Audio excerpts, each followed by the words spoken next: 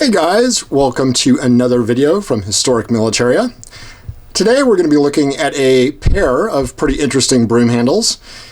These are Mexican contract cone hammers, and these are pretty early production guns. They went to Mexico between about 1896 and 1900, definitely no later than 1900.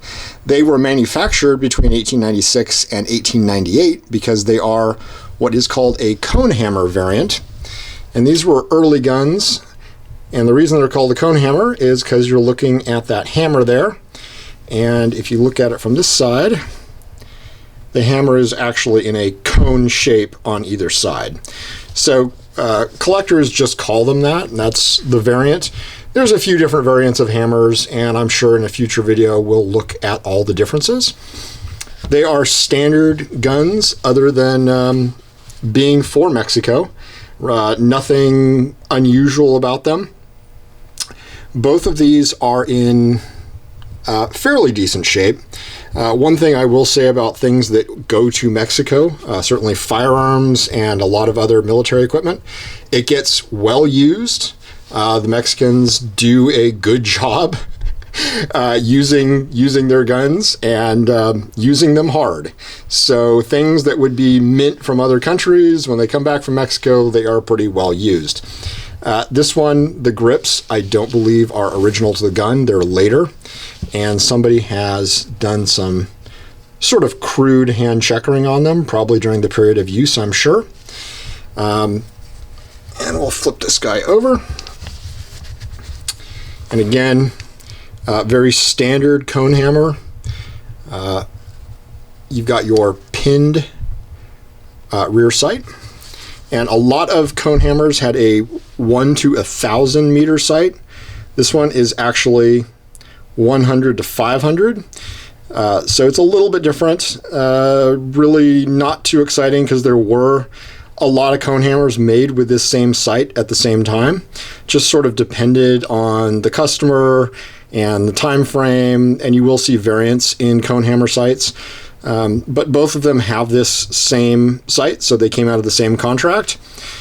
The other thing that you're going to notice about a cone hammer and early production broom handles is the long extractor here in the bolt. That's much longer than you're going to see on later guns. Your chamber markings, if my camera will focus, let's get a better shot of that. Both these guns have been cleared, by the way. I don't show all the clearing because really that's not why you're watching this video. There's your standard chamber markings, and you've got your standard Mauser front sight, and the cone hammer trigger, which is a little bit different than later triggers. And then if you flip this guy over, here at the shoulder stock, you're going to see RM, stands for República Mexicana, with the Mexican sunburst and the Mexican symbol. So that is a typical Mexican military mark. The assumption with these is that they were used as sort of a small sales sample that Mauser was trying to make to Mexico at the time of Porfirio Diaz. He was very engaged in sort of buying European military equipment and re-outfitting the Mexican military. I know that he did receive actually a cased presentation broom handle for himself, and that is, as far as I understand, it went for auction some years ago and has sort of disappeared from public view. It's in a collection somewhere. But these are just standard ones. I'm not really sure how many of these went to Mexico. There's a lot of stories about broom handles being used during the Mexican Revolution. There are certainly pictures that exist of revolutionary forces using these. And sort of the great story that's often repeated about these is that they were favorites for executions because the bullet was so powerful that you could line up two people and shoot them in the head and the bullet would go through two people. I think that's a ridiculous sounding story. I don't think that actually happened, but it's one of those things that gets repeated over time and sort of gains a life of its own. Excuse me. But I do know that these were in fact used fairly extensively by revolutionary forces. They were definitely, as in most armies, sort of a status symbol. You've got a Broomhandle, it's a semi-auto pistol, it's sort of the latest and greatest at the time from Europe. And the other interesting thing is, the gun we just looked at actually came with a silver about 1900 to about 1920, so Revolutionary era, maybe a little bit before. I believe this may be a hat badge of some sort, but just a Mexican coat of arms that was very well made and was with this since who knows when. It came out of Mexico in the 1960s, that's all I know, with the gun. And it came with this holster as well, which is definitely from the same time period and is a pretty simple holster, but does look fairly south of the border to me. It's very well made. It's got a little bit of decoration obviously here. You've got your snap, a very simple yet functional holster that you would expect from a military. I don't think it was made for the military, but I do think it was military Revolutionary period use. And flip it over and you've got very simple belt loops here that are actually just cut into the leather. But very nice tight stitching, very well made, and in pretty good shape. It's definitely seen some carry use. A Broomhandle has definitely been in there for quite some time. And as far as I understand, it was in fact this gun that we're looking at right now. This serial number on this guy is going to be right there. And on cone hammers, actually on most Broomhandles, it's going to be repeated. And on cone hammers, it will not be repeated there. And cone hammers also do not have a serial number here, where you'll find it on other guns. They do have your standard German commercial proof, the Crown U. And then the early Broomhandles did have the Ulm proof house, antler proof right there, and that's what you're looking at on that one. You're going to find that on Broomhandles up until about 50,000, maybe a little bit before that. Definitely up through the 30,000s, you're going to see that proof symbol. So a very standard gun, but definitely a Mexican gun. And this guy is just another example of a Mexican Broomhandle. As you can see, it's definitely seen some use, no abuse, but it has been well used. The bluing is definitely turning to some patina.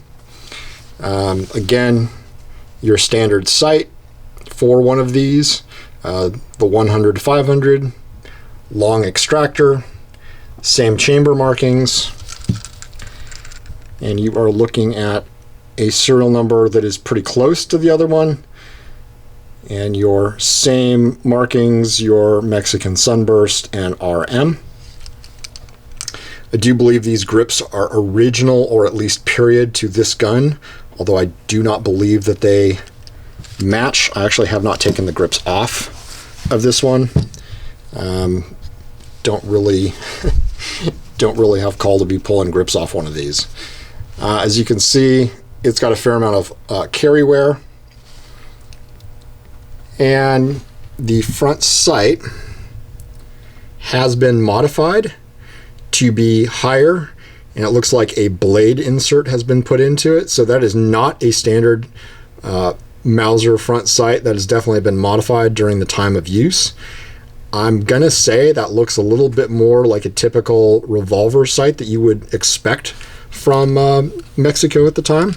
So that might have been done by the user just to make it a little more familiar to them. That's just a guess. I really have no idea.